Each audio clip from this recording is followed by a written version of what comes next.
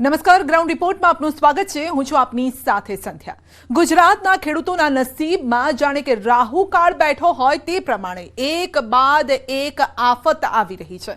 એવી આકાશી આફત જેનો કંટ્રોલ આપણા હાથમાં નથી અને આ આફતને કંટ્રોલ કરવાનું કામ માત્ર જો કોઈ કરી શકે તો તે માત્ર કુદરત છે। આ મેઘાએ ચોમાસામાં તો ખેડૂતોને આર્થિક રીતે બરબાદ કર્યા, પરંતુ હવે ભર શિયાળામાં તાતને પાયમાલી તરફ ધકેલવા કુદરત આતુર હોય તે રીતે કમોસમી માવઠાનો વર્તારો આવ્યો છે। રાજ્યમાં કેટલી જગ્યાએ આફતના વાદળો બંધાયા છે, જે આગામી 48 કલાક બાદ વરસવાની આગાહી પણ થઈ રહી છે, તો કેટલી જગ્યાએ આ વાદળોએ વરસી અને ખેડૂતોને ચિંતામાં મૂક્યા છે।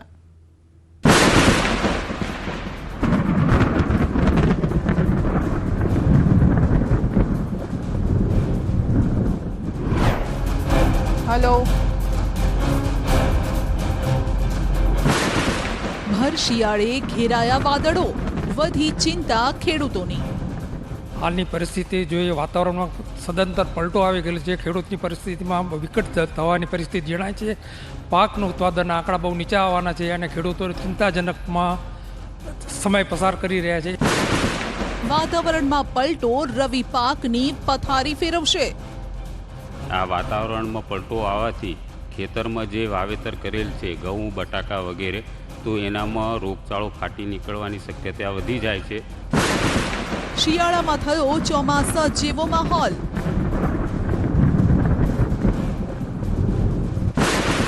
ખેડૂત પર કુદરત ફરી થઈ કોપાયમાન।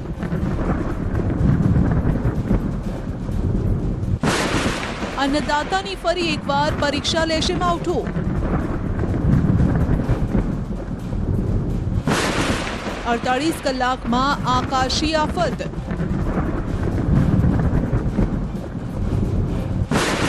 25 થી 27 ડિસેમ્બર સુધી સાવધાન રહેજો। 25, 26 અને 27 આ 3 દિવસ એવા હશે કે એમાં રાજ્યના મોટા ભાગના વિસ્તારોની અંદર માવઠાની શક્યતાઓ છે। આ આફત ગામડાઓના ખેડૂતોના પાક પર અને શહેરમાં તમારા ખિસ્સા પર અસર કરશે। ચણા, બટાકા જે તમે ખરીદો છો તે પાક પર ખેતરમાં ઘેરાયા છે સંકટના વાદળો। 25 ડિસેમ્બર પહેલા જ માવઠાના એંધાણ। પંચમહાલ જિલ્લાના વાતાવરણમાં વહેલી સવારથી જ પલટો જોવા મળ્યો। ગાઢ ધુમ્મસના કારણે વિઝિબિલિટી ઘટી, વાદળછાયું વાતાવરણ કમોસમી માવઠાના આગમનના એંધાણ આપી રહ્યું છે। આ કમોસમી માવઠાના એંધાણ ખેડૂતોના ધબકારા વધારી રહ્યા છે। ખેતરમાં તુવેર, કપાસ, દિવેલા સહિતના પાકને નુકસાનીની ભીતિ છે। તો મહીસાગર જિલ્લાના વાતાવરણમાં પણ પલટો આવ્યો। કાળા ડિબાંગ વાદળો છવાતા અંધારપટ જેવો માહોલ થયો। કમોસમી વરસાદની શક્યતાને લઈ ખેડૂતો ચિંતાતુર બન્યા। મહીસાગર જિલ્લાના લુણાવાડા, બાલાસિનોર, વીરપુર, સંતરામપુર, કડાણા સહિતના તાલુકામાં વાદળછાયું વાતાવરણ જોવા મળ્યું, જેણે ખેડૂતોનું ટેન્શન વધાર્યું। આ તરફ ઉત્તર ગુજરાતમાં પણ વાતાવરણમાં પલટો આવ્યો। બનાસકાંઠાના વાતાવરણમાં પલટો આવ્યો। કમોસમી માવઠાની આગાહી વચ્ચે ધુમ્મસભર્યા વાતાવરણમાં ખેડૂતોના જીવ તાળવે ચોંટ્યા। રવિ સિઝન દરમિયાન જો કમોસમી માવઠું થાય તો ખેડૂતોમાં નુકસાનીની ભીતિ છે। ખેડૂતોના ઘઉં, બાજરી, બટાકા, રાયડા સહિતના પાકમાં નુકસાની સેવાઈ રહી છે। દાહોદમાં છેલ્લા 2 દિવસથી વાદળછાયું વાતાવરણ છે। સિંગવડના ગ્રામ્ય વિસ્તારોમાં તો માવઠું પણ પડ્યું, જેના કારણે ખેડૂતોની ચિંતા વધી। દાહોદ જિલ્લામાં આગામી 27 અને 28 તારીખે વરસાદ પડવાની શક્યતા રહેલી છે। આજે પણ જે સિંગવડ પંથક વિસ્તારમાં વરસાદ પડ્યો હતો ત્યારે કહી શકાય કે અત્યારે જે વાતાવરણ છે તે એકદમ ઠંડુ પડવા પામ્યું છે। વાતાવરણમાં ઠંડક પ્રસરી જવાના કારણે જે પાકને પણ નિષ્ફળ થવાની શક્યતા વધી ગઈ છે, કારણ કે અત્યારે જે દાહોદ જિલ્લા પંથક વિસ્તારમાં ઘઉં અને ચણા દેવામાં આવ્યા છે અને તે પાક તેને પર પાણી પડે અથવા વરસાદ પડે તો સમગ્ર પાક છે તે નુકસાન થવાની પણ ભીતિ રહેલી છે। હાલ દાહોદ જિલ્લામાં ઘઉં, મકાઈ, ચણા જેવા શિયાળુ પાકનું વાવેતર છે। જો આ શિયાળુ પાકને નુકસાન જાય તો સરકાર વળતર આપે તેવી ખેડૂતોએ માંગ કરી છે। ઘઉંનું વાવેતર કરેલું છે, 1 પાણી પીવાડી દીધી છે। અત્યારે જો 27-28માં વરસાદ થાય તો પછી અમારા પાક નિષ્ફળ થાય એનું શું થાય? અને આ પાક નિષ્ફળ થાય તો અમારે ખેડૂત મિત્રોને કરવું શું? આ ખેતી લઈને બેઠેલા છે અમે, બીજું કોઈ કામ ધંધો અમારે છે નહીં। ખેતી સિવાય કોઈ કામ ધંધો છે નહીં। ચણાનું વાવેતર કરેલું છે અને જો આ વરસાદ 27-28 તારીખે વરસાદ જો પડે તો અમારા પાકને પૂરેપૂરું નુકસાન થાય એવી શક્યતા છે. વધતામાં ઠંડીના મોસમથી પાકના અંદર જીવજંતુઓ બી ખૂબ પડવામાં આવ્યા છે. એની બી દવાઓ છંટકાવ કરી રહ્યા છે.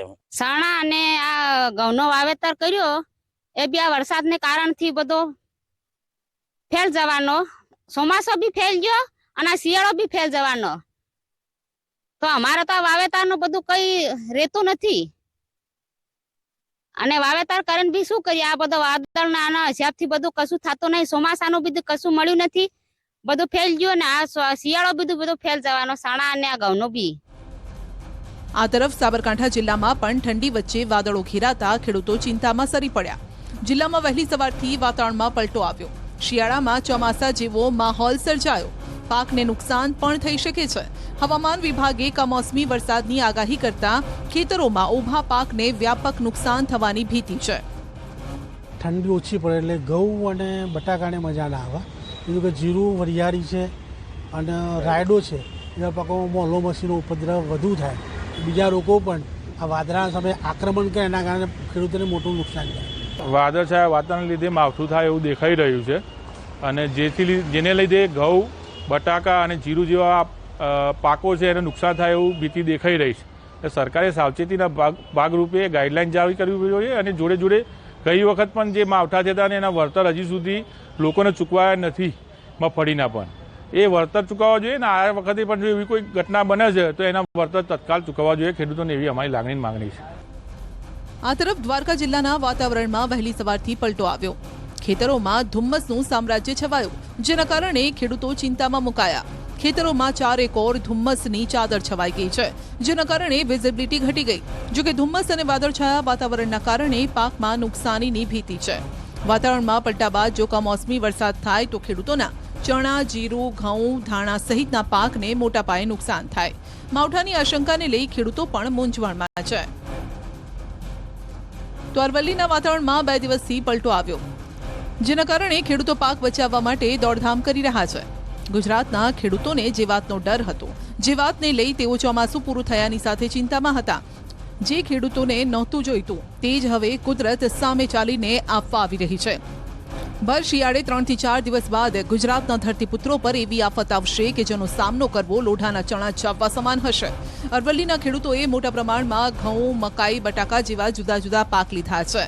માવઠું આવે તો તમામ પાક પર પાણી ફરી વળે.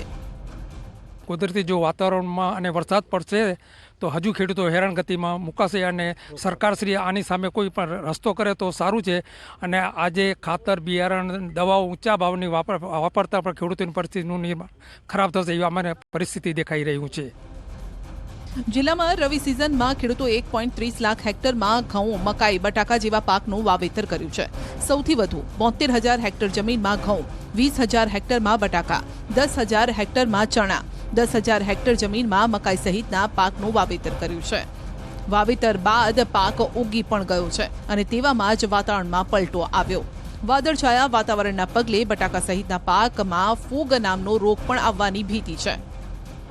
આ વાતાવરણમાં પલટો આવવાથી ખેતરમાં જે વાવેતર કરેલ છે ઘઉં, બટાકા વગેરે, તો એનામાં રોગચાળો ફાટી નીકળવાની શક્યતા વધી જાય છે અને રોગચાળાના આવવાથી ખર્ચો વધે, દવાઓ, ખાતર, બિયારણ, દવાઓનો ને છંટકાવ વધારે કરવો પડે છે અને ઉત્પાદનમાં 100%ના બદલે ઓછો ઉત્પાદન મળવાથી નુકસાન થાય છે.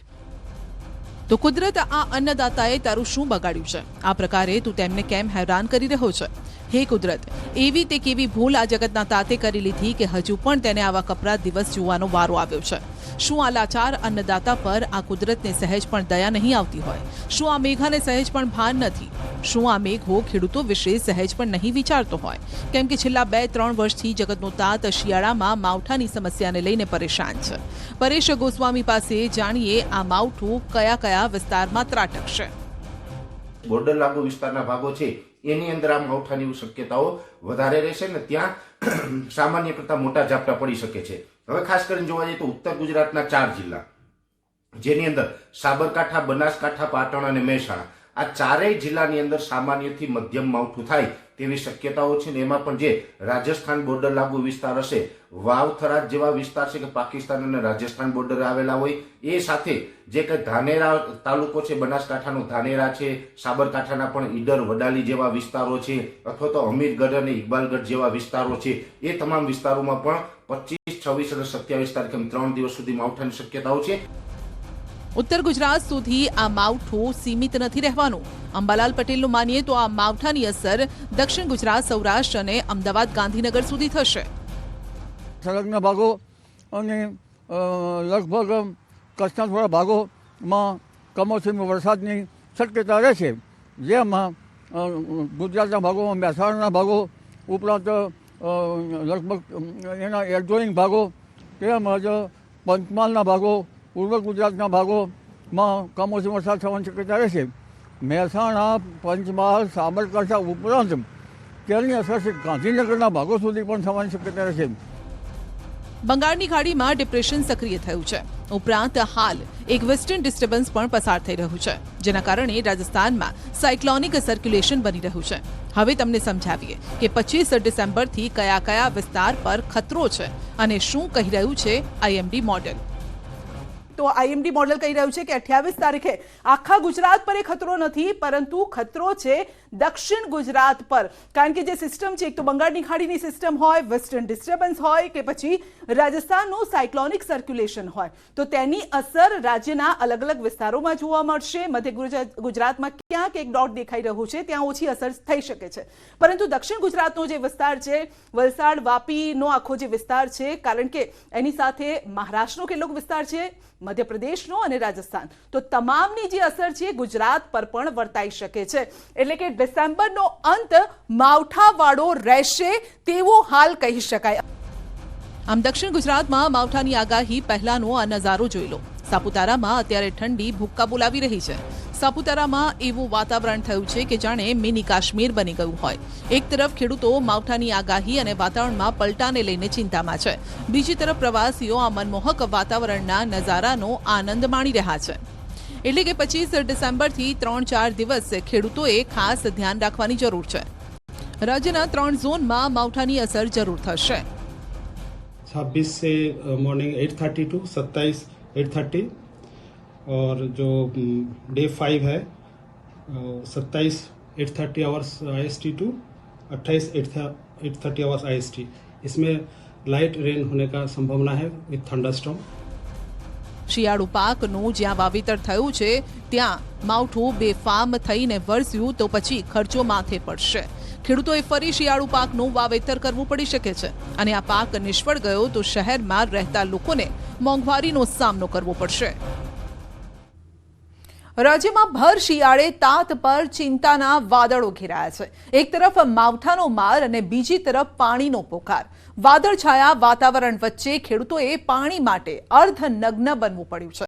જામનગરમાં શિયાળાની ઠંડી વચ્ચે સિંચાઈના પાણીનો પોકાર છે, તો બનાસકાંઠામાં સૂકા તળાવે ખોલી છે તંત્રની પોલ.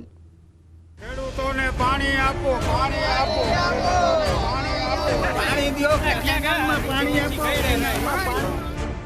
કડકડતી ઠંડીમાં કેમ અર્ધનગ્ન થયો તાત?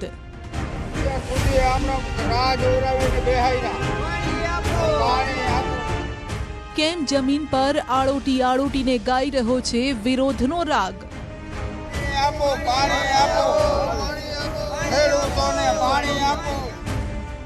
કેમ કૃષિ મંત્રીના જિલ્લામાંથી આવી રહ્યો છે આ અવાજ?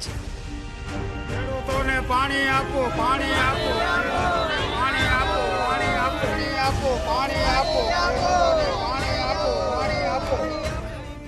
આને વિરોધ કહો કે માંગ કે પછી તાતની વ્યથા.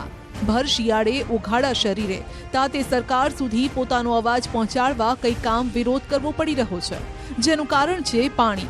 ચોમાસામાં સારો વરસાદ થતા કહેવાયું કે આ વખતે શિયાળો તો શું, ઉનાળામાં પણ પાણીની તંગી નહીં પડે. પણ અહીં તો રવિ સિઝનની શરૂઆતમાંથી જ પાણીનો પોકાર ઉઠ્યો છે. જામનગર જિલ્લાના જોડિયા પંથકના ગ્રામ્ય વિસ્તારોમાં ખેડૂતોને શિયાળુ પિત્ત માટે પાણી નથી મળી રહ્યું ને કેનાલોની સફાઈ પણ નથી થઈ, ત્યારે ખેડૂતો અનોખો વિરોધ કરી રહ્યા છે. જે પ્રકારના દ્રશ્ય આપ જોઈ રહ્યા છો, હડિયાણા ગામમાં ખેડૂતો છે અર્ધનગ્ન થઈ અને વિરોધ વ્યક્ત કરી રહ્યા છે. હાથમાં પોચ પણ છે. ન્યૂઝ 18 અહીં પહોંચ્યું છે. જે પ્રકારે આપ દ્રશ્ય જોઈ રહ્યા છો, વડીલ છે એ વડીલ ખેતરની અંદર જે ભાગોળે આવેલી કેનાલ છે કેનાલમાં સૂતા છે. શા માટે અર્ધનગ્ન થઈને સૂતા છો? પાણી નથી કેનાલમાં આવતું, એના માટે અમે શિયાળા પાકની માંગણી કરી હતી, પણ હજી તેથી 15 તારીખ આપી હતી, પણ હજી પાણી આપ્યું નથી. વાવેતર કરી અને આમાં અમે એને ફોર્મ ભરી દીધા અને અમે ભાગ્યા બે દુઃખી છે. જામનગરના જોડિયા તાલુકાના હડિયાણા ગામમાં કેનાલ સાવ ખાલીખમ છે ને જેમાં ઊંચા ઊંચા ઝાડવા ઉગી નીકળ્યા છે. એટલે કે ચોમાસા બાદ કેનાલોની ન સાફ સફાઈ થઈ છે ન પાણી છોડાયું છે. ખેડૂતોની રજૂઆત બાદ 15 ડિસેમ્બર સુધી પાણી છોડવાની વાત પણ કહેવાઈ, પણ અહીં તો પાણીનું ટીપુય નથી પહોંચ્યું ને તાતને તારીખ પે તારીખ આપવામાં આવી રહી છે. અધિકારીઓના ગોળ ગોળ જવાબથી કંટાળી ખેડૂતોએ પાકને બચાવવા કંઈક આ રસ્તો અપનાવ્યો છે. પાણી વાવેતર થઈ ગયા છે અને એ લોકોએ આશ્વાસન આપ્યું હતું કે 15 તારીખે કેનાલમાં પાણી છૂટી જશે. થોડું ઘણું પાણી હોવાથી વાવેતર થઈ ગયું છે અને વાવેતર થયા પછી પાણી ખલાસ થઈ ગયું છે. 15 તારીખે વહી ગઈ, અમે એના ભરોસે વાવેતર કરીને બેઠા છે. અમે ફોર્મ ભરી દીધા છે, પૈસા ભરી દીધા છે. હવે વાવેતર, ખાતર, બિયારણ ને મજૂરી બધી ચડી ગઈ છે. આ સરકાર કાંઈ જવાબ દેતી નથી, કેનાલમાં પાણી છોડતી નથી, કેનાલ સાફ કરી નથી. અને 2 દી પહેલાં CMએ જાહેરાત કરી હતી કે ખેડૂતોને રવિ પાક માટે દરેક ડેમમાં ઉપલબ્ધ પાણી છે, તો અમે પાણી છોડવાના છે. તો આજ સાહેબ હવે ક્યારે છોડશે? બોલો, હવે ખેડૂતો કરે તો પણ શું કરે?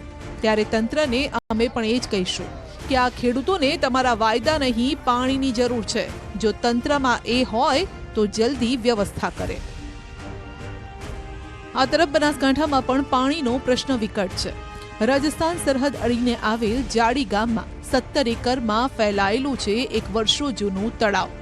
પણ ચોંકાવનારી વાત એ છે કે તે સરકારના કાગળ પર જ નથી. જોવા જેવી વાત તો એ છે કે આ તળાવમાં મનરેગા યોજના હેઠળ કામ પણ થયું છે અને સરકારની અમૃત સરોવર યોજના હેઠળ તળાવને ઊંડું પણ કરાયું, પણ સરકારી રેકોર્ડ પર ન હોવાથી સરકાર આ તળાવને પાણીથી ભરતી જ નથી. આપ મારી પાછળ જે તળાવ જોઈ શકો છો, આ 17 એકરમાં તળાવ આવેલું છે. ધાનેરા તાલુકાનું સૌથી મોટું તળાવ છે, પરંતુ મહત્વની વાત તો એ છે કે આ તળાવ રેકર્ડ પર બોલતું જ નથી. વાત જાણે એમ છે કે સરકારી ચોપડે આ તળાવની જગ્યાએ ગામનું ગૌચર બોલે છે, જેના કારણે સ્થાનિકો અને પૂર્વ મંત્રીની માંગ છે કે જો આ જગ્યાને ગૌચરમાંથી તળાવ તરીકે રેકોર્ડ પર લેવામાં આવે તો તેમાં પાણી ભરાય અને ગામ લોકોની વર્ષો જૂની પાણીની સમસ્યા હલ થાય. તળાવ વરસાદ ચોમાસામાં આ સાલ વરસાદ નથી થયો, બાકી ગઈ સાલ ફૂલ તળાવ ભરાઈ ગયું હતું. એના કારણે લગભગ જાડી પોતે એક ગામ છે, મોટા મેળા છે, માલોતરા છે, જીવાણા છે, હડતા છે, 4-5 ગામને સિંચાઈનો ઘણો ફાયદો. જમીનના તળ જે ઊંડાઈ ગયા છે એના હિસાબે એ ગામનું પાણીના તળ ઊંડા જતા નથી, માટે એ લોકોને ઘણો ફાયદો થઈ શકે એમ છે. ગૌચરની જમીન છે ને એ સરકારી પડતરમાં લઈ લો, ના 5 એકર જમીન નીમ કરી દો. મારા આગળ રજૂઆત પોતે મારા રૂબરૂમાં અધિકારીને સૂચના આપી છે. આ તળાવની અંદર ભારત સરકારની ગાઈડલાઈન પ્રમાણે અમૃત સરોવરમાં પણ એનો સમાવેશ થયેલો છે. અમૃત સરોવરની અંદર એની લીગલી પ્રોસેસ પણ ગુજરાત સરકાર દ્વારા કરવામાં આવેલી છે. પણ એનો મોટામાં મોટો પ્રશ્ન છે કે એ રેકર્ડ ઉપર નથી, ગૌચરમાં બોલે છે. અને બિન જે પડતર જમીન પડી છે એ જમીનની અંદર ટ્રાન્સફર કરીને આને રેકર્ડ ઉપર સમાવેશ કરવામાં આવે. જાડી ગામમાં પાણીના તળ 1000 થી 1200 ફૂટ ઊંડે પહોંચ્યા છે. જો તળાવને ભરવામાં આવે તો પાણીના તળ પણ ઊંચા આવે, જેથી ખેડૂતો સિંચાઈના પાણીની સાથે પશુપાલનને પણ નભાવી શકે. જો પાણી ભરાય તો આસપાસના 10 ગામના ખેડૂતોને ફાયદો થાય તેમ છે. માટે આ અંગે રજૂઆત કરાતા તળાવની પરિસ્થિતિ જાણવા પૂર્વ મંત્રી, ધાનેરા APMCના ચેરમેન પણ જાત મુલાકાતે પહોંચ્યા છે, પણ આજ સુધી તેનો ઉકેલ નથી આવ્યો. કે આ તળાવ જે છે એ પાણી વગરનો વિસ્તાર હોવાથી જો સરકારની યોજનામાં ભરવામાં આવે તો આજુબાજુના 10 ગામને મોટો ફાયદો થાય. આજુબાજુમાં પશુઓને પીવા માટે પાણી નથી, પાણીના તળ 1200 ફૂટ ગયા છે. એટલે આ તળાવ ભરેલું રહે તો બાજુમાં જે રખડતા પશુઓ છે એમને પીવા માટે પણ પ્રશ્ન સોલ્વ થઈ જાય. બાજુના ખેડૂત જે ખેતી કરે છે એમના માટે પણ આ ફાયદાકારક થઈ જાય. તો સરકારને ગ્રામજનોને નમ્ર વિનંતી છે કે ગમે તે ભોગે આ તળાવને તાત્કાલિક ભરવામાં આવે. આમ પણ બનાસકાંઠા જિલ્લો એ સૂકો જિલ્લો છે. અહીં વરસાદ પણ જોઈએ તેવો વરસતો નથી. તેવામાં પાણીની તંગી વચ્ચે જો આ તળાવ ભરાય તો તાતની મુશ્કેલીનો અંત આવે. વડોદરામાં વિદેશી યુવતીઓએ કરી દેશી વસ્તુઓની ચોરી, તો પાદરામાં સાયકલ ચોર પકડાયો. વડોદરામાં વિદેશી યુવતીઓ દેશી વસ્તુઓની ચોરી કરતી કેમેરામાં કેદ થઈ ગઈ છે. વડોદરાના અજવા નિમેટા રોડ પર આવેલી ઓફિસમાં વિદેશી યુવતીઓ ઘૂસી હતી. વાઘોડિયાની ખાનગી યુનિવર્સિટીમાં અભ્યાસ કરતી યુવતીઓએ ઓફિસના તાળા તોડીને અંદર પ્રવેશી હતી. ઓફિસમાંથી ટીવી, પ્રિન્ટર સહિત 19,000નો સામાન ચોરી કરી ફરાર થઈ ગઈ. આ અંગેની જાણ થતાં કપુરાય પોલીસે વિદેશી યુવતીઓ સામે ફરિયાદ નોંધી. તો વડોદરાના પાદરામાં સાયકલ ચોર પકડાયો. ચોર શહેર ગ્રામ્ય વિસ્તારમાંથી સાયકલની ચોરી કરતો. પોલીસે 9 સાયકલ સાથે ચોરને દબોચી લીધો છે. તો સીસીટીવીના આધારે પોલીસે ઉકેલ્યો છે લૂંટનો કેસ. સુરતની ઉમરા પોલીસે ફિલ્મી સ્ટાઇલમાં ચેન લૂંટતો આરોપી પકડી પાડ્યો. ઘટનાને અંજામ આપ્યા બાદ પોલીસ ધરપકડથી બચવા આરોપીઓ મોટરસાયકલની રજીસ્ટ્રેશન નંબર પ્લેટ, આગળનો લુક અને પહેરવેશ પણ બદલી નાખતા હતા. જોકે સુરતના ઉમરા વિસ્તારમાં બનેલી ચેન સ્નેચિંગની ઘટનામાં પોલીસે આરોપીઓના માત્ર શૂઝ ઉપરથી ગુનાનો ભેદ ઉકેલી કાઢી 2 પૈકીને એક આરોપીની ધરપકડ કરી છે. આરોપીની પૂછપરછમાં 7 જેટલા ગુનાઓના ભેદ પણ ઉકેલાઈ ગયા છે. આરોપીની ધરપકડ કરવા પોલીસે સુરત અને વડોદરા વચ્ચેના 100 જેટલા સીસીટીવી ફૂટેજ તપાસ્યા હતા. 31 ડિસેમ્બર પહેલા બોર્ડર પર લોખંડી પોલીસ બંદોબસ્ત, બુટલેગરોને પકડવા કવાયત.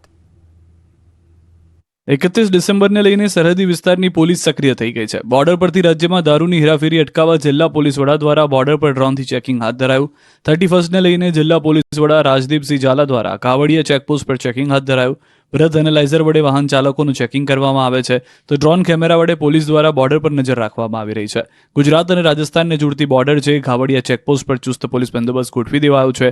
રાજસ્થાનથી નશાનો વેપલો ગુજરાતમાં ઘુસાડવામાં ન આવે તે માટે પોલીસ સતત પેટ્રોલિંગ કરી રહી છે. તો 31 પહેલા બુટલેગરો બેફામ છે. દારૂની હેરાફેરી પર પોલીસની ચાપતી નજર હોવાથી સુરેન્દ્રનગરના ચોટીલાના નવાગામની સીમમાં ખેતરમાંથી ઇંગ્લિશ દારૂ સહિતના મુદ્દામાલ સાથે એક શખ્સ ઝડપાયો છે. ગાંધીનગર